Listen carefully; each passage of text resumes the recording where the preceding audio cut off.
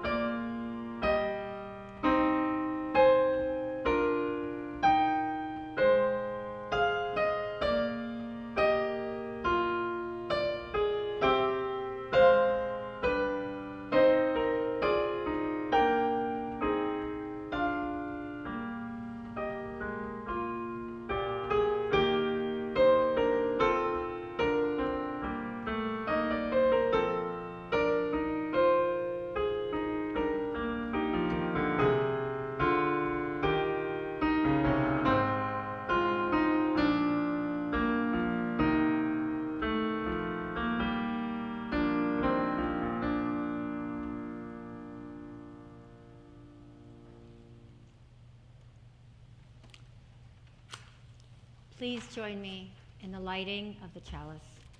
The words are printed on your screen. We join our holy voices in a holy communion of mind and heart, dedicated to the promises that bind us in compassion, one with another. In this hour, we light the flame that signals our intention to find the sacred in every living thing.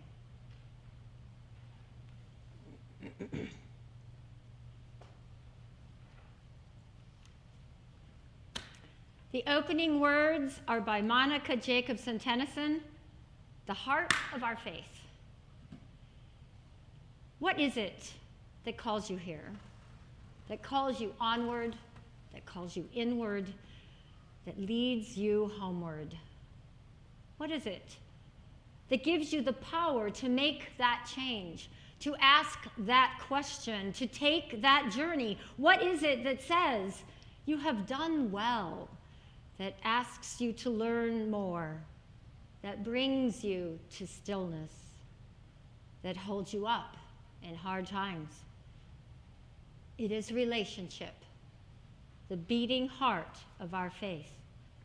It begins when we share this hour, our truths, this air, our hearts. Come, let us worship. The opening hymn is 325, Love Makes a Bridge. Love Makes a Bridge. The words will be on your screen. Oh, maybe not. Thank you.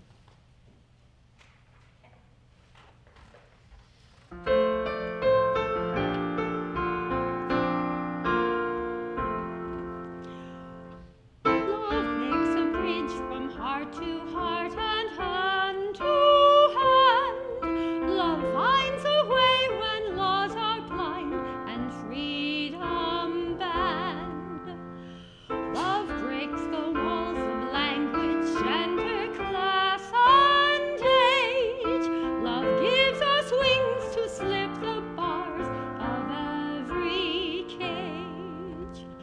Love lifts the hopes that force and fear have beaten down. Love breaks the chains and gives us strength to stand our ground. Love rings the bells of hopes and fear and down. Love breaks the chains and gives us strength to stand our ground. Sorry, that was supposed to be 4. Love makes a bridge that winds may shake, yet not destroy. Love carries faith through life and death to endless joy. Please join me in the affirmation of faith.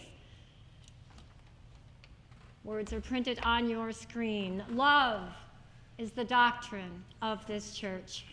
The quest for truth is its sacrament. Service is its prayer. And this is our covenant, to dwell together in peace, to seek the truth in love, and to help one another. You will all be unmuted or invited to unmute so that you can greet your neighbors. Thank you for worshiping with us today. Good morning.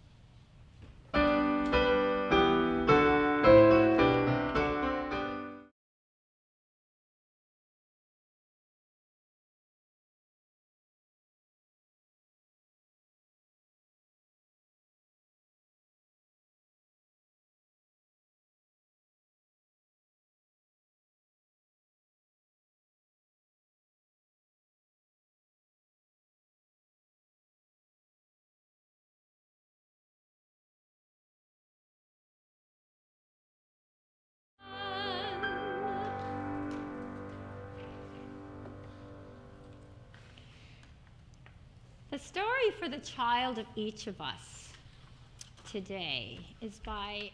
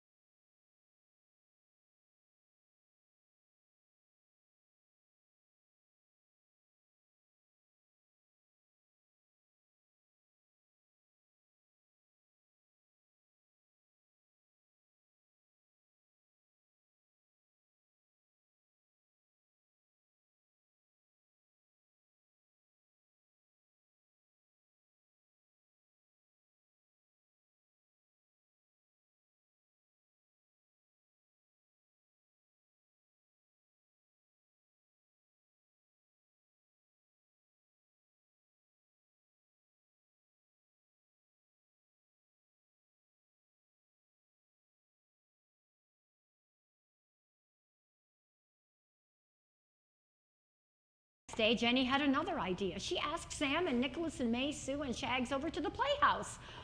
When they arrived, she was all dressed up in her very best finery. "I'm a Grand Duchess," she told them, "and I'm inviting you to tea." "What's a duchess?" Sam asked. "A great lady," Jenny said. "It's an honor to have tea with me." "Is it?" Nicholas asked. "Yes, and how charmed I am to have you visit me," Jenny answered, very grandly.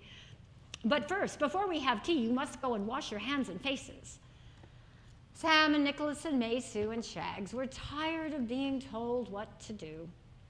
So they left the Grand Duchess to have tea all by herself.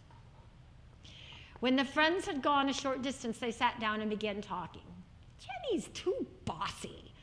Jenny wants everybody to do what she says. Jenny thinks she's so smart. Grrr." Sam and Nicholas and May, Sue and Shags stayed away from Jenny for several days. As for Jenny, she missed her friends. She wasn't happy. She began to think about why they didn't have fun anymore. She thought about it day and night. One morning, Jenny woke up and she had a marvelous idea. It was the best idea ever. She ran as fast as she could and found her friends. "I'm sorry I was so bossy," Jenny said. "I'm sorry I tried to make everybody do what I said. I wasn't nice at all. Please forgive me." "Of course we forgive you," May Sue said. "We sure do," Sam said. "That goes for me too," Nicholas said. Shags jumped up and down and wagged his tail. The friends were all happy to be together again. "Let's all go to the playhouse and really have a good time," Jenny said. And they all did. Sam and Nicholas and May, Sue and Shags and Jenny dressed up in all sorts of things and pretended to be whatever they wanted to be. They had a wonderful day. After a while, Sam said, "I'm tired." "I'm sleepy," May Sue yawned. "My eyes are closing," Jenny said softly. "Mine too," Nicholas whispered. Shags didn't say anything. He was already fast asleep.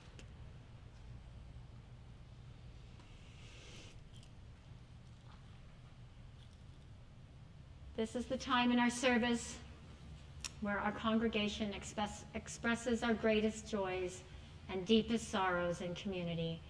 We believe that a joy shared is magnified and a sorrow shared is diminished. We pause, listening to what arises from within our hearts. If you are joining us on Zoom, your joys and sorrows will not be streamed online. Please type your joys and concerns in the chat box while we listen to Jeremy's music.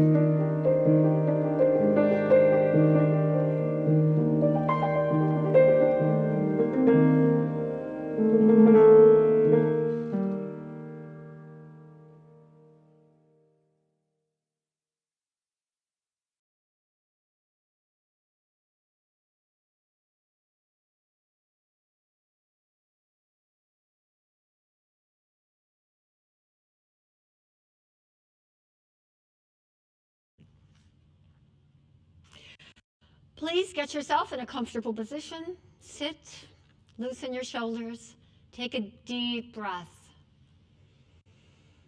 And another deep, cleansing breath. Today's meditation is by Vanessa Southern. Even this is enough. So much undone, so much to do, so much to heal in us and the world, so much to acquire. A meal, a healthy body, a fit one, a lover, a job, a better job. Proof we have and are enough, just around the corner of now. And up against it, the reality of all that falls short and the limits of today, we honor the limits. If your body won't do what it used to for right now, let it be enough. If your mind won't stop racing or can't think of the word, let it be enough. If you are here utterly alone and in despair, be all that here with us. If today you cannot sing because your throat hurts or you don't have the heart for music, be silent. When the offering plate goes around, if you don't have money to give or the heart to give it, let it pass. The world won't stop spinning on her axis if you don't rise to all occasions today. Love won't cease to flow in your direction. Your heart won't stop beating. All hope won't be lost. You are part of the plan for this world's salvation. Of that, I have no doubt. The world needs its oceans of people striving to be good, to carry us to the shores of hope and wash fear from the beachheads and cleanse all wounds so they can heal. But oceans are big, and I am sure there are parts that don't feel up to the task of the whole some days. Rest, if you must. Then, like the swimmer lying on her back who floats, or the hawk carried on cushions of air, rest in pews made to hold weary lives in space, carved out for the doing of nothing much but being. Perhaps then you will feel in your bones, in your weary heart, the aching, healing sense that this is enough, even this, that we are enough. You are enough. Enough. For these and all the meditations of our hearts unspoken in this hour, I say, amen.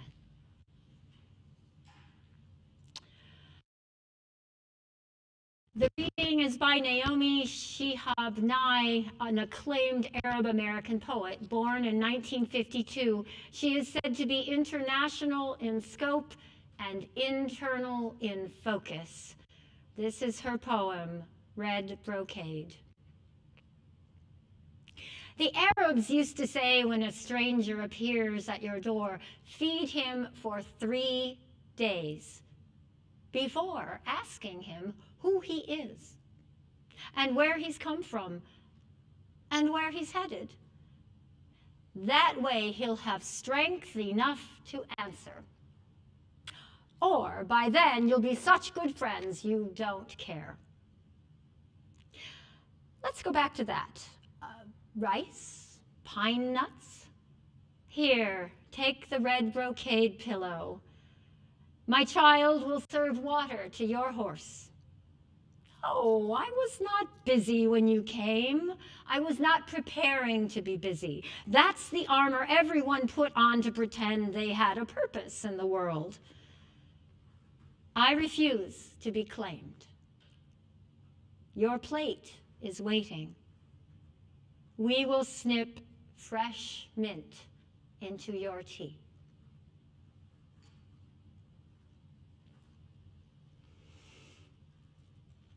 Our guest today, Luke Bouman, is a retired Lutheran minister and an active consultant for churches, other nonprofit organizations, and professional groups.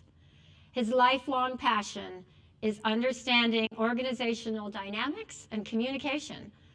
A gifted public speaker and writer, Luke is married to Kathy, his wife of 39 years, and enjoys music, theater, and golf.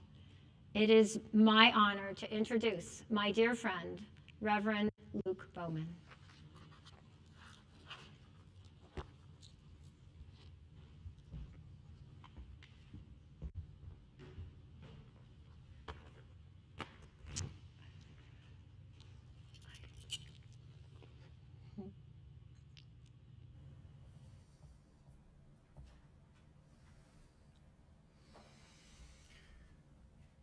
Good morning.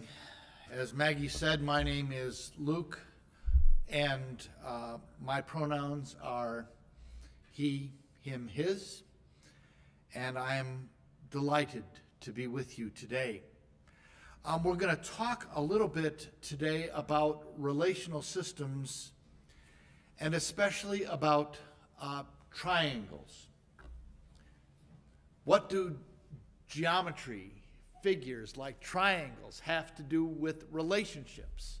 Well, I will tell you a short and true story, and you'll begin to figure it out, I think, before we get to the end. It was in the year 1992, 30 years ago, that I arrived at the office of a new congregation that I was serving in Austin, Texas.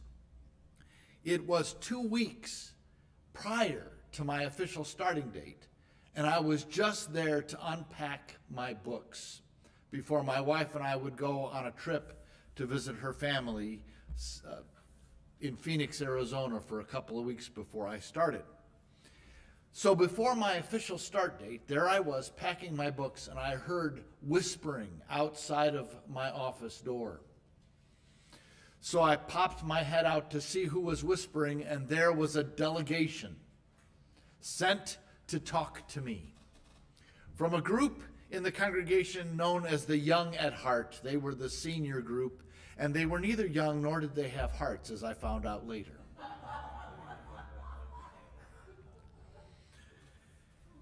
And the chosen representative stepped forward to speak to me, and she said, "We've got a problem." And I said, "Oh?" And she said, "Yes, we have a problem. They've moved the cross from the altar, and we don't know where they put it."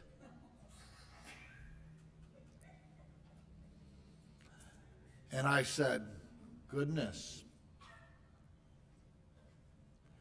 That's a lot of information in a short sentence. What would you like for me to do with that information?" "Well, get them to put it back." And it was in that exact tone of voice. And I said, "Them? Who are them?" And they said, "Well, your staff, your associate pastor, and your church musician." So I stood there for a minute, thought for a minute, and then said, "Well, I don't know anything about this. And before I do anything, I'd like to discover more information. But I can tell you one thing, and that is that this decision was made prior to my arrival. And the best thing for me to do at this point is stay out of it. So I'm not going to do anything today, and I probably won't do anything in a couple of weeks, because I need to gain trust in this system from everyone, including my staff. And controverting a decision that they made before I arrived is not the best way to do that. So I will investigate when I start in 2 weeks.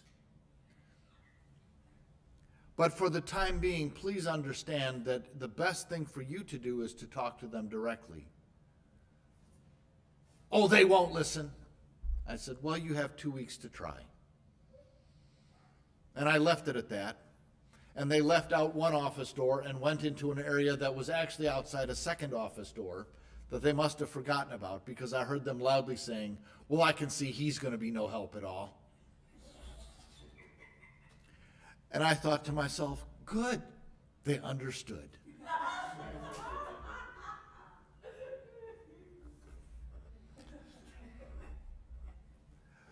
Most of us think of relationships as happening one-on-one. But like a stool that would have only two legs, one-on-one relationships don't survive very long without something, a third party, entering into them. And that's where triangles come in. The third party in a relationship can be anything. It can be another person. It can be another thing. It can be a belief. It can be a behavior. It can be just about anything that you can imagine. But most relationships depend on that third entity in order to remain stable.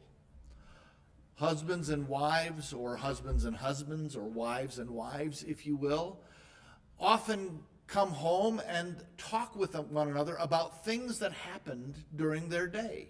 Those things are the third part of the relationship for that moment. Relationship or relational triangles form the basis of almost everything that we do. But it's interesting because they can also then become very, very big traps in which we get stuck and unable to move. And within these traps, communication has normally been seen as our way out, and it often doesn't help the way that we think it does. Before we go on any further, by the way, I want to share with you just some show and tell. I am not going to quote any of these books without anything on the PowerPoint. I just want you to see them. For those of you who like to know that things that a person says come from somewhere, and for my own sake, I like to be honest with you about where my ideas come from. So first, I'm going to share these two things with you, and you can maybe see them on the screen. This book is called Family Evaluation. It is by Murray Bouman, and he is probably the first person to really start thinking about communication and people interacting in systems rather than in a linear way. And we'll talk about what that means in a minute. A second person is a second school of thought. So there's the Bouman school, and this is the Minuchin school of thought. Salvador Minuchin is a second person. This book is called Families and Family Therapy. And again, it looks at therapy not as something that an individual necessarily does, but actually does in the context of a family system. That the healing happens when the whole family heals and not simply when an individual heals in many cases. Those people were the teachers of some of my favorite authors. The first one is Rabbi Edwin Friedman. He wrote a book, this is now, 35 years ago or more, 1985. When was that? 37 years ago. It's called Generation to Generation, and it's based on a scriptural passage from the Hebrew Bible that says that the sins of the fathers and the mothers are visited upon the children and the grandchildren to the third and fourth generation. And he's basically saying that families pass on their dysfunction from generation to generation. He's also written a very, very clever book called Friedman's Fables. These are little stories that illustrate the ideas in his book, Generation to Generation. Friedman's written many other books, by the way, that I really like. One is called A Failure of Nerve Leadership in the Age of a Quick Fix, which is a very good book. Friedman then has his own disciples. Two of my favorites are a guy named Peter Steinke, and he's written a book called How Your Church Family Works. If it doesn't depend on denomination whatsoever. It describes how churches function as dysfunctional or functional families. And then to top them off, there's a guy named Ronald Richardson. He's out of Seattle, Washington. And then I think he's finally escaped to British Columbia in his later years of retirement. And he's written a book called How Your Church Family Works. Oh, Maggie even has a copy of Friedman's. This is Friedman's book, A Failure of Nerve, Maggie's copy. So she's been paying attention as I've told her things. And then Richardson's book is called Creating a Healthier Church. From Friedman's introduction to his Fables book, I have the following quote for you. Communication does not depend on syntax or eloquence or rhetoric or articulation, but on the emotional context in which the message is being heard. People can only hear you when they are moving toward you. And they are not likely to hear you when your words are pursuing them. Even the choicest words lose their power when they are used to overpower. Attitudes are the real figures of speech. If you know anything about rabbis, that's typical rabbi speak. And I've heard Friedman speak live on several occasions before he passed away, and he was every bit the rabbi.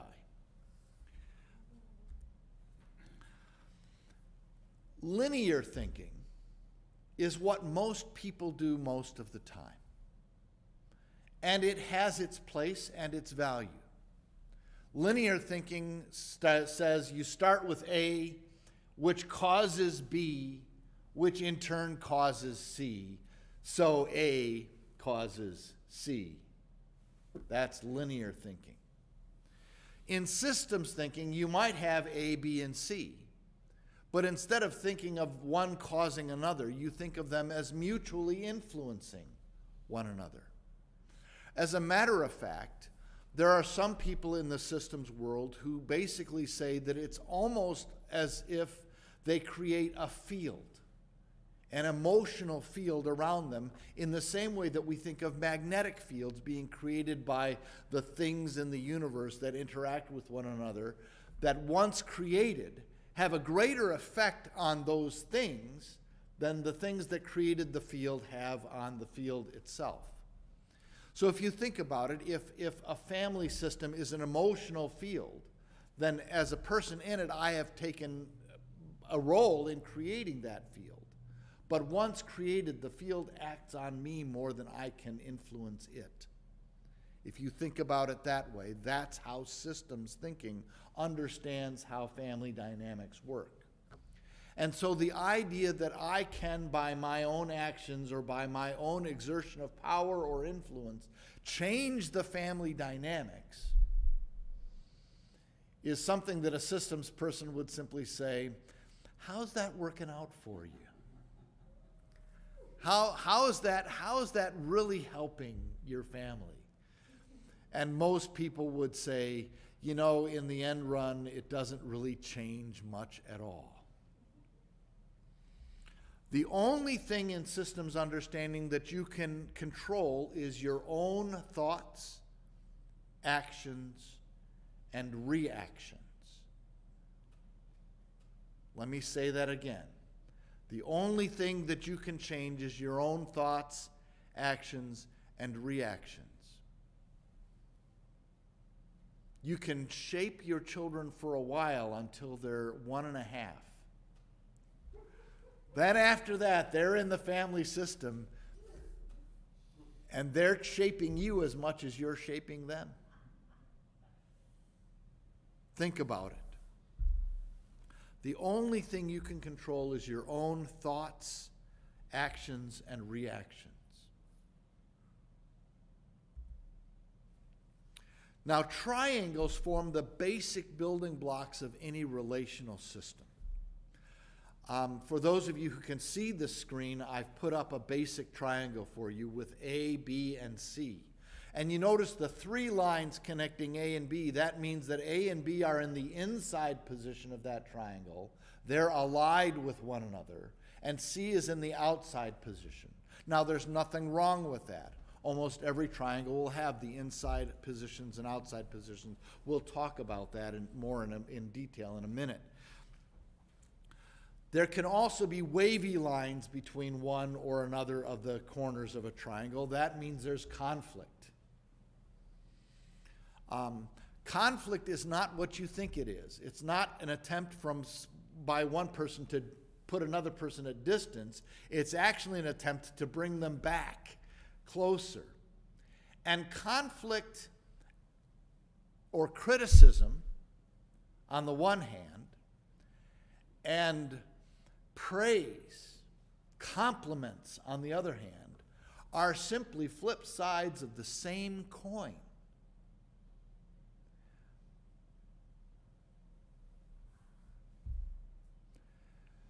I don't know if you've heard this, but in leadership circles, professional leadership circles in churches, there's a proverb that says simply, beware of the people who help you unload the moving van.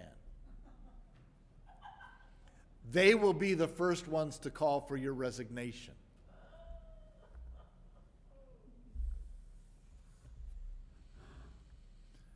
Because those people who try to entangle themselves with you through criticism or compliments are certainly going to be the ones who get the maddest when you don't do what they want.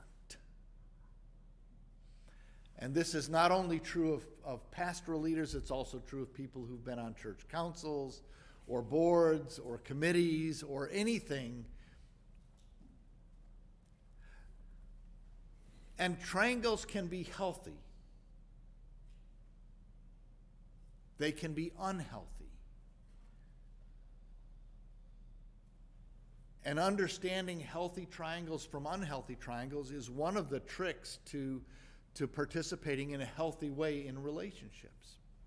So let's look at a little bit at the characteristics of healthy versus unhealthy triangles. In an unhealthy triangle, communication is mediated or filtered. It's got to go through someone. So, for example, if I would say, Jeremy, did you hear what Maggie just said? Okay. I'm taking the conversation through you instead of taking it directly to Maggie. And when you take the conversation through someone, like that group when I got to that church by coming to my office did, what they're trying to do is take their stress and give it to me.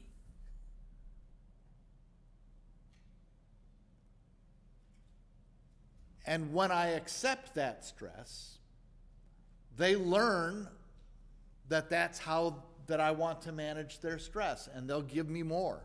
They'll give me as much as I can possibly handle until I break down. Does that sound healthy? No, it is not healthy for me, and it's not healthy for the relationship. So when you see mediated conversations, that's a good sign that you're dealing with an unhealthy set of relationships somehow. And those mediated conversations can be very, very interesting.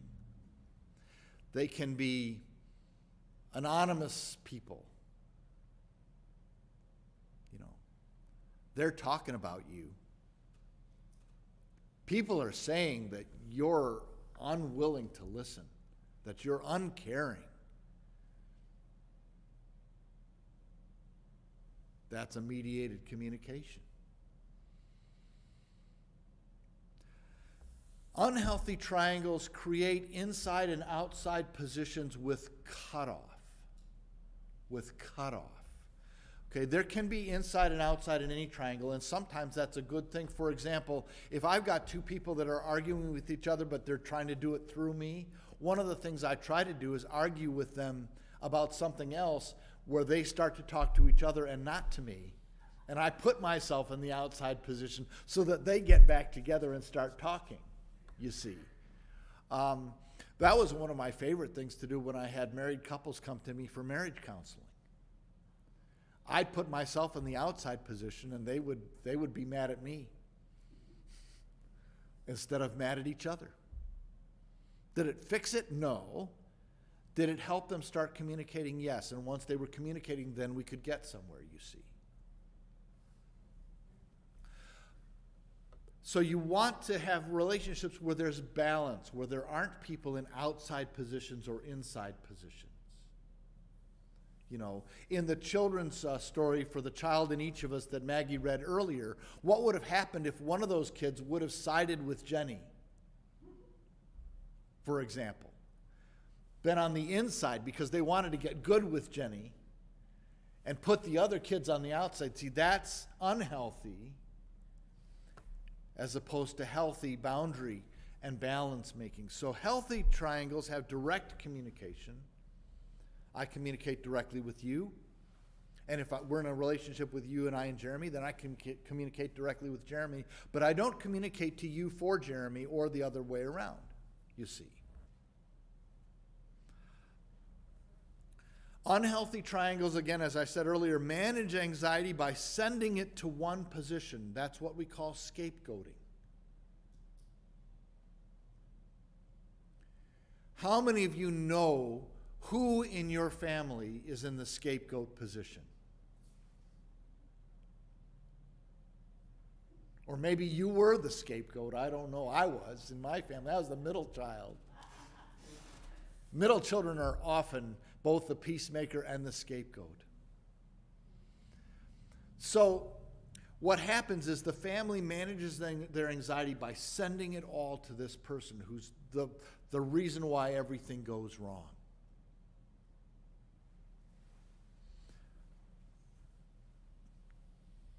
Ministers of churches are often the people who end up in the scapegoated or responsible position in all of the triangles. It's one of the reasons why it's the highest burnout and highest stress profession outside of the medical profession in the world.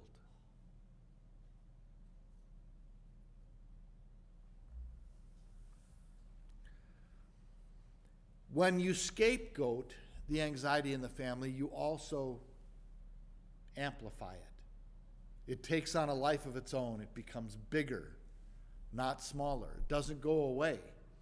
And when a person takes on the scapegoat role, they often then start to make trouble within the family because it's the way that they have of getting rid of the stress that's been sent to them.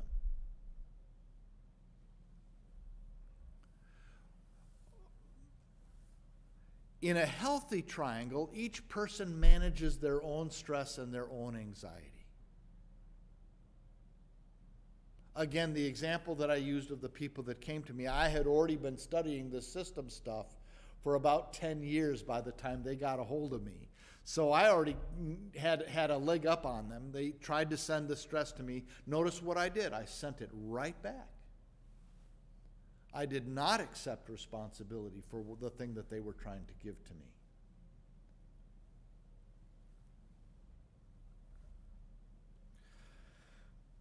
Healthy or unhealthy triangles are undifferentiated. Now, if you want to know in the quickest way what differentiated means, first of all, I have to tell you that there is no person who is differentiated in the entire world. There are people who are better at differentiating, but no person is differentiated. All of us are in some sense connected to one another and enmeshed with one another, and that enmeshment is not necessarily healthy, but don't kill yourself over it. It happens to all of us. But a differentiating person will try to maintain permeable boundaries. So I know where I stop and I know where you start, but I'm able to transact both emotional and intellectual and other kinds of business across those boundaries with you in appropriate ways without transgressing and pushing you and without allowing you to push me, if that makes any sense. So this would be an example of differentiated. Two separate things that touch but don't connect. This is enmeshed. You don't know where one starts and the other one ends. And enmeshed or stuck together eventually leads to either conflict or a dissolution of one person in the relationship. The canceling of one of the people in the relationship. The other side of undifferentiated is this. Two separate things, but not touching. Not able to transact any business across boundaries. Do you see? So cutoff is one of the things that I look for when I'm starting to look at a system. How have they dealt with people? Have they been cutting people out of the system? I don't know how many of you are fans of Disney movies. I happen to be a big fan of Disney animation. And the most recent movie is one of the best I've ever seen of animated movies. It's called Encanto. The music and the lyrics are by Lin-Manuel Miranda of Hamilton fame. And it's about a family that has a trauma. And out of that trauma, they get extraordinary gifts. But the family is still living out the trauma. And when one person in the family starts to expose the trauma, a generation prior to when the movie takes place, that person is removed or cut off from the family. And there's a whole song about it called "We Don't Talk About Bruno, No, No, No." It's in a nice kind of a Spanish salsa flavor. We don't talk about Bruno, no, no. You know, it's a beautiful example of emotional cutoff. And that kind of thing is the undifferentiation. If you're not going to stick to the family business and the family line and the preservation of the family myths about who we are and why we are, then you're out. The problem is that a person who's emotionally cut off is not out. That as a matter of fact, they are still stuck in the family. They're just stuck in a position in which they're subconsciously rather than consciously impacting the family. So cut off or enmeshed are undifferentiated. Differentiated is being yourself and touching others. Obviously, healthy triangles include differentiating person. Nobody is really differentiated, but differentiating persons to a greater degree. Unhealthy triangles include emotional pursuit. And here's how you can identify emotional pursuit. Maggie, how do we get someone to come to church?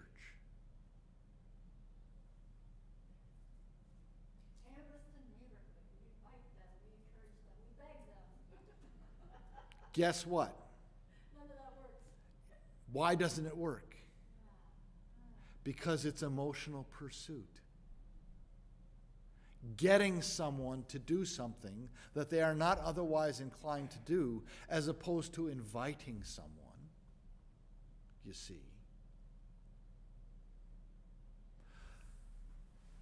The talk that I'm giving to you today,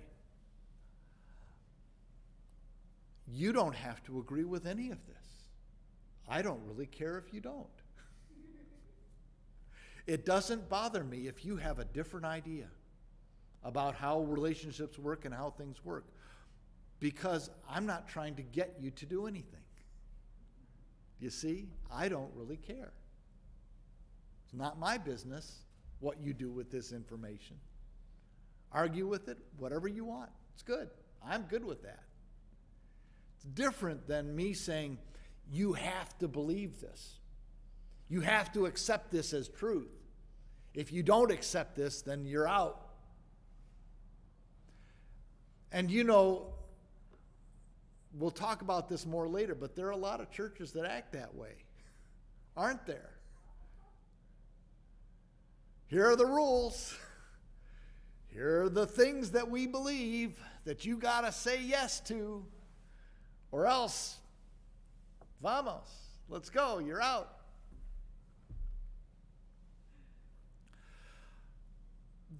The healthy triangle, or the healthy relationship, is emotionally stable. It doesn't pursue other people.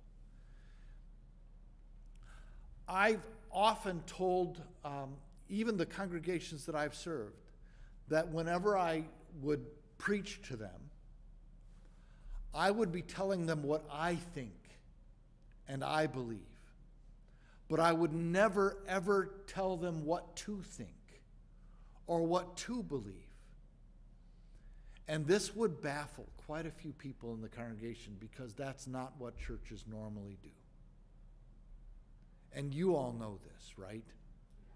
You all know this. Okay, the emotional stability that is required of a person to be able to do that takes years of practice and sometimes years of therapy in order to be able to achieve. To be able to say, my sense of self-worth does not include you agreeing with me. Does not require you to believe what I believe and to think what I think in order for us to get along. And this is as true of religion as it is of politics or of anything else, business, anything. You can use this anywhere. But people, believe it or not, tend to gravitate toward the folks that aren't trying to get them to do something, think something, be something. Now, when there is emotional pursuit in an unhealthy triangle, there's always going to be one of the 4F reactive responses in an unhealthy triangle. You've heard the 2 F's, I'm sure, fight or flight, right? Does anybody know what the other two are without looking at the screen? Freeze. Fawn. That's where you kiss up to the person who's pursuing you. Otherwise, especially to a bully. Otherwise, you feel like you'll be punched or whatever. But if you can kiss up to them, you see, then you're less likely to get hurt in the transaction. So fight, flight, freeze, or fawn are the 4 F reactions. And that reactivity has to do with how the anxiety is flowing. You're either going to fight, or you're going to run, or you'll just immobile, or you fawn. I have discovered that most religious organizations are in constant freeze mode. They can talk all they like, but they can't ever do anything. Can't ever change anything. Okay? If you feel like that might be true here, don't worry. You are with 100% of religious organizations around the world who are stuck. And getting unstuck requires you to think about what's making you anxious and how you're responding to it. In a healthy system or healthy triangles, the interactions serve to lower anxiety rather than raise it. They're not emotionally pursuing. In some senses, they might even be emotionally retreating, inviting you to follow if you want, not withdrawing. And it reduces that need for 4F reactivity and allows for an atmosphere in which change can actually organically happen in the system. And all it requires is one differentiated leader to consistently act that way, to get the system unstuck in time. Sometimes it can take years. But habits die hard. One of the worst habits in emotional triangles is what I would call overfunctioning. And overfunctioning, if we can go to the next slide, overfunctioning in emotional triangles is one of the most difficult things. In that same church in Austin, Texas, I was talking to you about earlier, we had one woman, Judy. She was a sweet, sweet person. And Judy would be the first person to sign her name on every sign-up list. And if there was a worship volunteer list, she'd sign up for everything.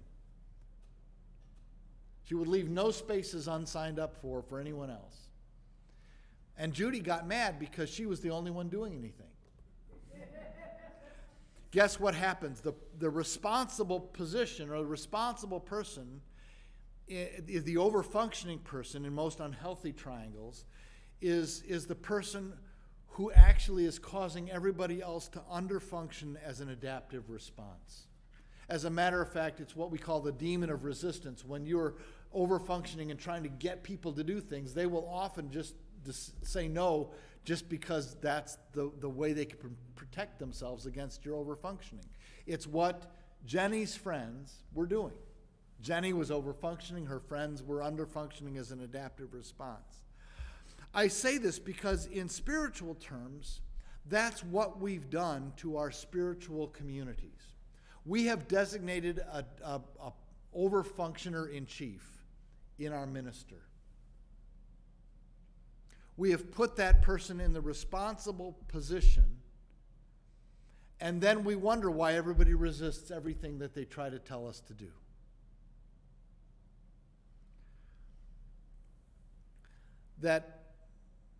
That person serves as the necessary connector, you see. Now let's talk about something outside of the Unitarian faith for a minute. Let's talk about certain Christian communities. Okay. Who does the praying? Why, the pastor. If you're at somebody's house and you're a pastor, you're going to be asked to pray. Why is that? Because the pastor talks to God, right? They're the designated God talker. And then they talk to us, and they tell us in sermons and other places what God is thinking and doing. How do they know what God is thinking and doing? Well, they've got degrees in Scripture and studies, so they've studied this stuff, so they know what it's all about, right? But unfortunately, what happens is that overfunctioning means that everybody else underfunctions as an adaptive response. Not only that, but there's no direct relationship then between people and the deity. And that unhealthy triangle spoils the spirituality of the entire organization. And if anybody wants to know if I think there's one reason why most Christian churches are failing around the world right now, this is the answer that I would give them. That people don't have a direct relationship with that which they call God. That the pastor has gotten in the way. And not only that, but the system expects the pastor to do that. The only way out of it, of course, is maintaining healthy boundaries. The only way out of an overfunctioning relationship is for the person who's overfunctioning to stop. Here's the quote: "Overfunctioning is, in a sense, both model and message. The mode by which clergy inadvertently teach parents and spouses to hang on to others rather than let them go, to focus on others rather than themselves, to be obsessed with the salvation of others rather than their own. One of the subtlest yet most fundamental effects of overfunctioning is spiritual. It destroys the spiritual quality of the overfunctioner." And the solution is managing yourself. I'll go through this very quickly because Maggie says I'm out of time. It isn't about fixing other people. It's about how we each participate. Be kind to yourself and others. No one is perfect in all of this, but work on managing your own anxiety and your own differentiation. Resist your urge to fight, fly, freeze, or fawn. Resist that. That's reactivity, and you can stop it if you want to. Take full responsibility for yourself and all your interactions, and don't expect to change the system.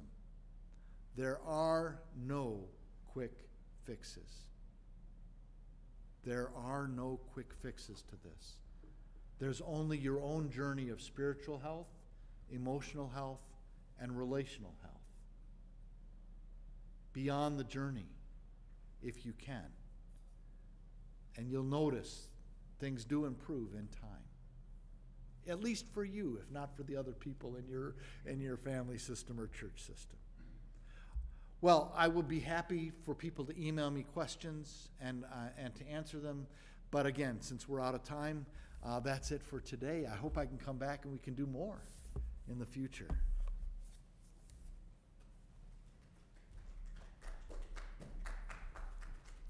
Thank you, Luke. And I apologize for not letting you know about time sooner. I was so enjoying your sharing with us today. Thank you very much. Now is the time in our service for our offering. We give to remind ourselves how many gifts we have to offer. We give to remember that we are part of something bigger than ourselves. We give because we believe in music and sacred space. We give with the faith that together we have enough. There is an online link on the screen for both one-time and regular donations, or in the chat box, I believe. You may also mail a check to the church. We ask that you remember to contribute to the minister's discretionary fund this month.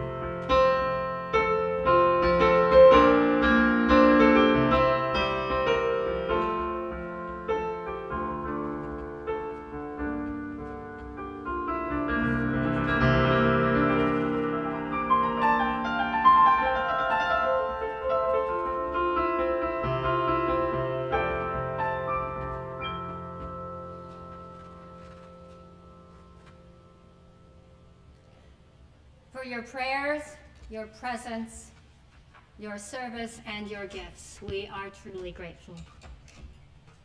Please join me in singing hymn number 34, Though I May Speak with Bravest Fire.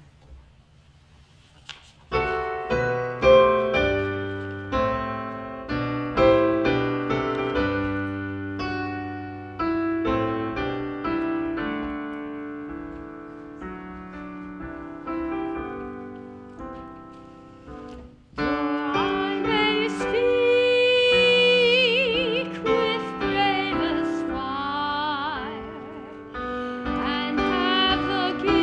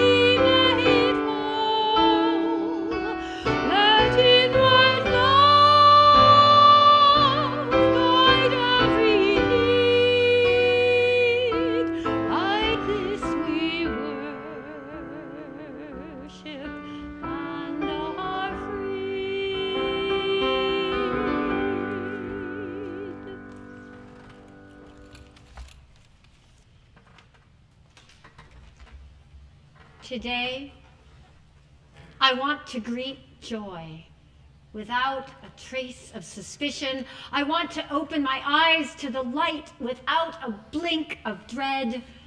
I want to look at my past without a whisper of shame. I want to look at my future without a hint of fear. Today, I want to dance without pausing to think. I want to belly laugh without caring who hears. I want to open my arms and twirl in the sun until I fall breathless, free to be myself. Open to the joy that I open to allow, completely letting go without even a smudge of suspicion or a wink of hesitation. Today, I want to greet joy.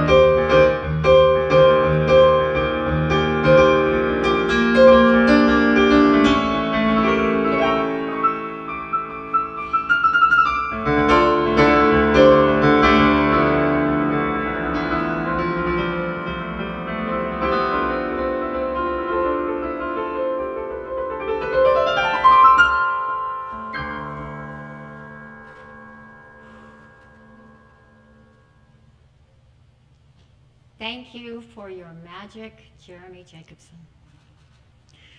Please join me in extinguishing the chalice. We extinguish this flame, but not the light of truth, the warmth of community, or the fire of commitment. These we carry in our hearts until we are together again. Please join us now for virtual coffee hour. Thank you for joining us in worship.